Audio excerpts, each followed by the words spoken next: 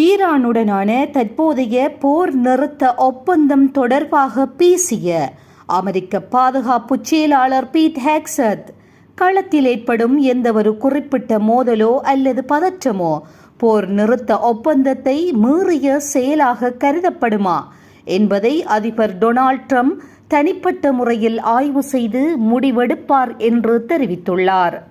ஈரானிய படைகள் தொடர்ந்து அத்துமீறல்களில் ஈடுபட்டு வருவதாக குறிப்பிட்ட அவர், அவை இன்னும் முழுமையான போர் நடவடிக்கையாக அறிவிக்கப்படவில்லை என்றும், நிலைமையின் தீவிரத்தை பொறுத்து அதிபர் ட்ரம்ப் இறுதி முடிவை மேற்கொள்வார் என்றும் தெளிவுபடுத்தினார்.